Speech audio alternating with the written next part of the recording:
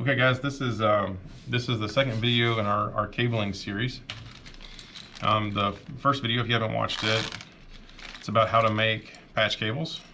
This one we're going to be making punch downs or using Keystone jacks. They're 110 style jacks. So you guys see these, I have these laid out here on the table. If you look at the top, you'll depending on what kind of jack you have, you'll have two different ways to punch these down. Your blue and your brown do not change. Your A and B, they typically stay the same on your blue and brown, depending on what type of connector you use. These are cable matters, Keystone jacks. They're made for Cat 6. And then whenever you're looking at on the green and the orange, that's where your pins 1, 2, 3, and 6. That's where they swap. So for A standard, if we were doing A standard, we'd have green first. That'd be our first pin. White green would be our second, and then orange would be our third, and orange white or white orange would be our fourth.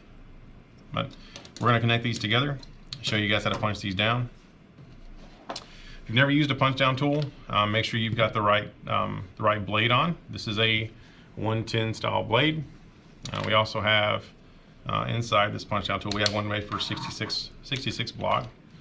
These are typically made for using telephones. You can actually see the 66 there on the connector, and you see that it's flat, made to cut off the side. In this video series, I'll show you guys how to do a 66 block as well. But most of your punch down tools, this is a Paladin, has a storage in the back for the 66 block or the 110, whichever one you're using. You need a punch down tool for these. This one has a high and a low setting. I usually flip these over to high. That way I get a lot of feedback out of them. And you have one side that cuts. You have a blade on one side, and the other side does not. So with the Keystone jacks and with the patch panels, depending on the type of patch panel, you want to make sure that you cut the ends of these off and that your blade is on the right side. This one's seen better days, but it'll still work for this instance.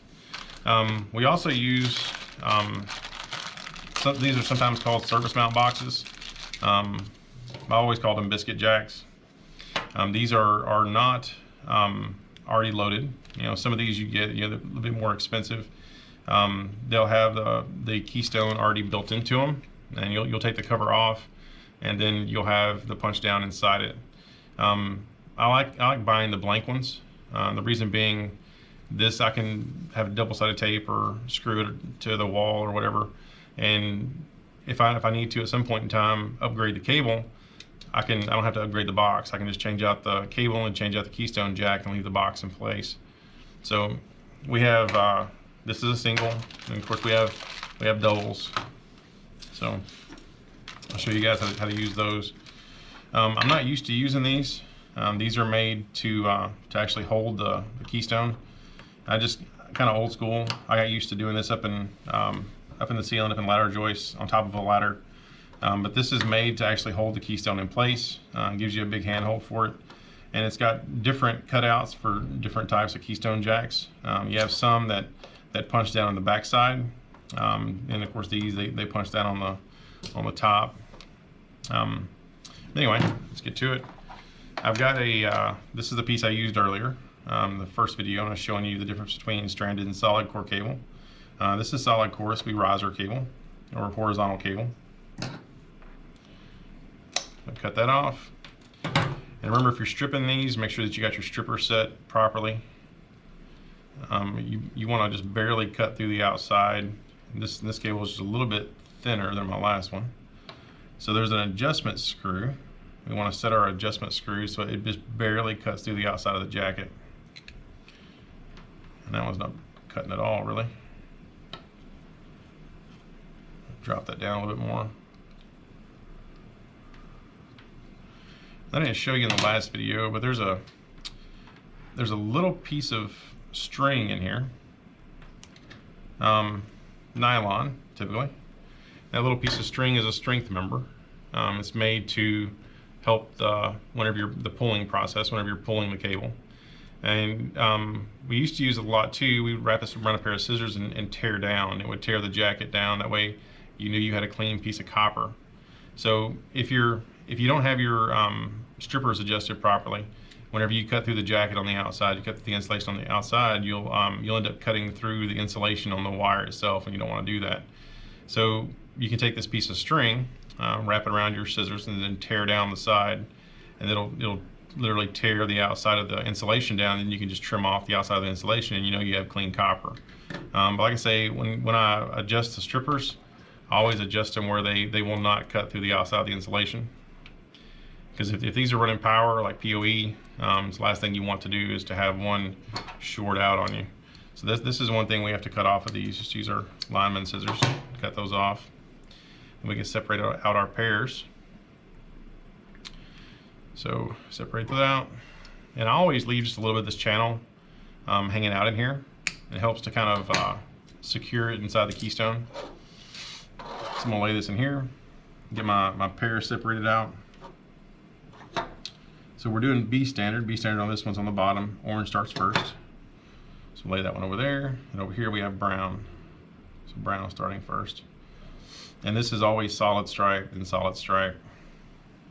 You want to do the same thing on these you do the RJ45s. You want to make sure that you've got your twist as far up as you can get it.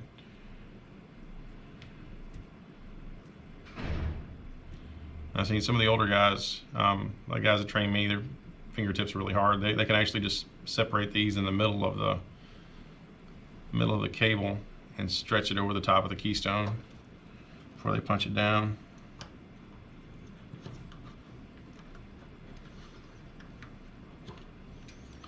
You guys can see that, what that looks like. So we have a solid stripe, our brown, blue, white, blue. And I'm gonna take my punch down tool, and you guys see where it says cut there on that side. That's gonna be on the outside of it. Like I say, this blade has seen better days. So it's not cutting all the way through the insulation on the other side. So just twist them off like that. Then I'll separate this pair. It's the same on this one. We start off with orange, then go to green. We're doing solid, then stripe. And we want to make sure that we got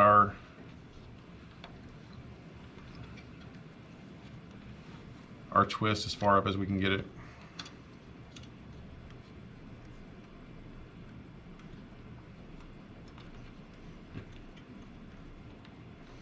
All right, see that one's separated properly.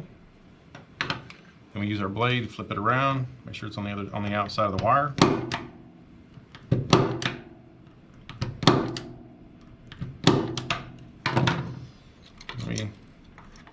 Like I said, that blade's seen better days. It's not cutting all the way through. Just twist that off. So now we have our cable punched down. And we have little covers that go over the top of them. Because like I say, these do actually, they run electricity. Electrons are flowing down the cable. Then that comes out, and we can put that inside the box. You always want to use these if you're powering something, especially if you're powering something. But if typically this is what you see on the inside of the wall jack. So if you go into an office and you have a cat cable, data cable connection there in the wall, this will be inside that wall plate. And then you'll have your riser cable, horizontal cable, going up through the wall. You know, use these a lot for access points, these little biscuit jacks, things of that nature. So typically you would have this, and then you would have a patch cable going from this to the other side. I'll flip that back over.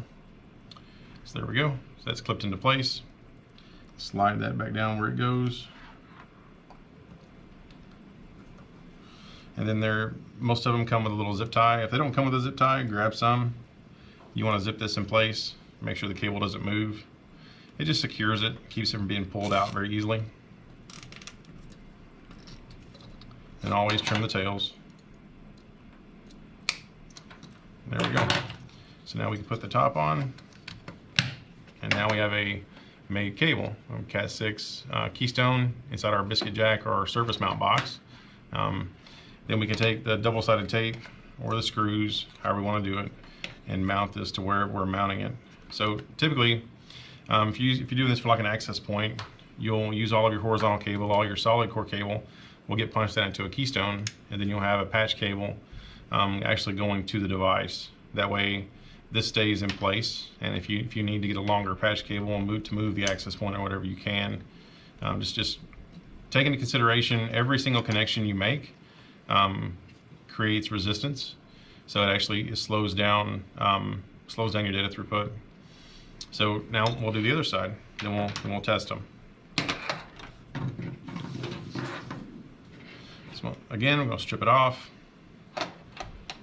I usually don't strip off as much on the Keystones as I'm doing on RJ45. Because really just don't need as much to come off. But all of this goes into your length calculation. You can only run these 100 meters. So think about 90 meters total for your horizontal, and then 5 meters max for your patch cables. And your signal will start to degrade significantly past that. Alright, so there's everything separated. I have my brown, then my blue, then my orange, and my green. And I cut off too much of that. I usually keep quite a bit in there. I put that back into the holder. Like I say, I'm not used to using these things. I'm used to just gripping it really tight and the connector in there.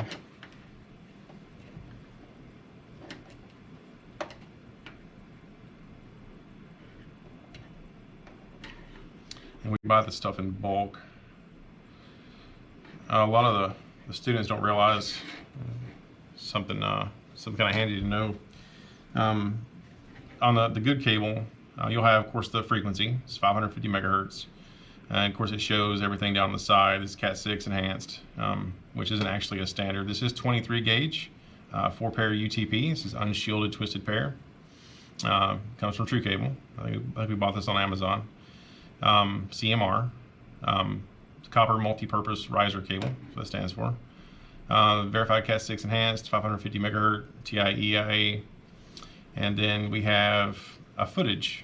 So the footage is actually pretty neat because it'll tell you exactly how much is left in the box. So whenever I cut this off, this is a 60-foot mark, right? So it tells me I have 60 feet left in the box. If you have a 1,000-foot box, you pull out, a foot of cable, and it'll show you have 999 feet left. So that gives you an idea of whenever you're doing a cable estimation.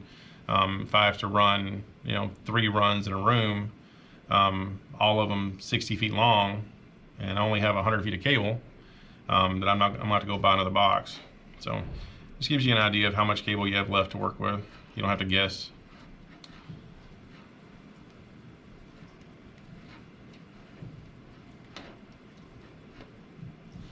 So separate these out. Make sure I push them down inside there.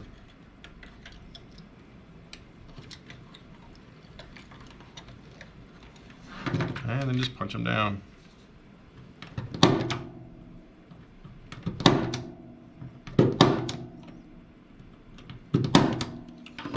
And what these Keystones they have inside them is called an IDC.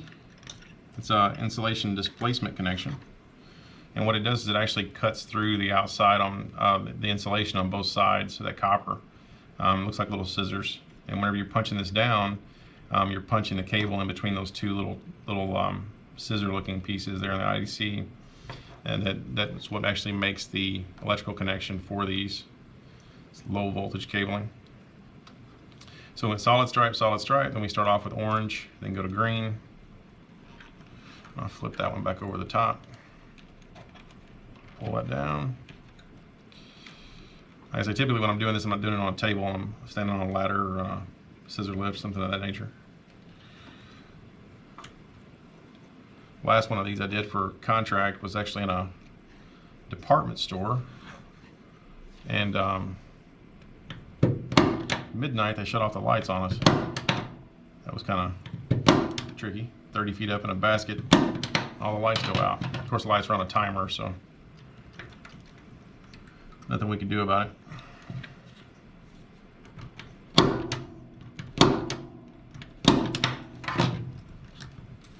All right, so there's our punch down. We have our orange, white orange, green, white green, brown, white brown, blue, white blue. IDCs all look good. Cover them up. Make sure we don't get any dust in there, no water dripping down on top of it. Of course, this isn't waterproof, but you get my point. And I don't have another single. I'm going to stick this inside a double. So you could use one of these if you're setting up two computers, cameras, access points. And I've seen these up to 4. I've never seen anything higher than a 4 on them before, but I've seen them as high as 4. So clip goes in the bottom, put this up top, clip that in, stick that in place, and always use your zip ties. Make sure you not putting any undue strain on the cable itself.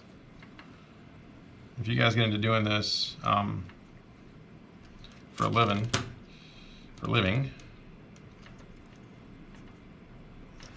you may want to look into at some point in time getting a cable throughput tester, certifier. They're really expensive, but it'll show you exactly how much data can actually be pushed down, and give you a whole lot of stats on the cable itself.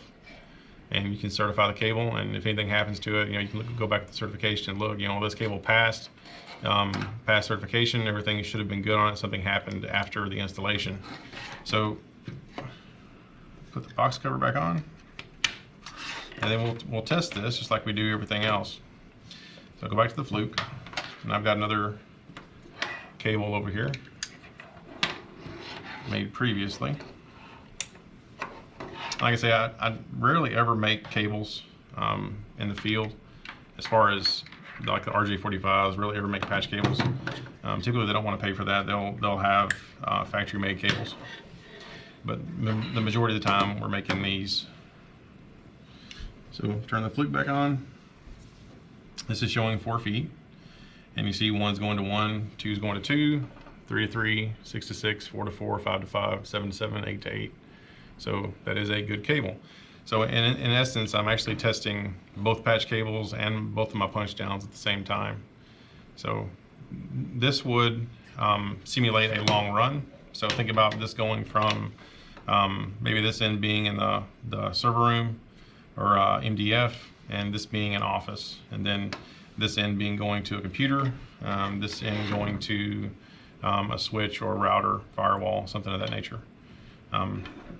So that's what we got for punch downs for horizontal cabling. Thank you guys.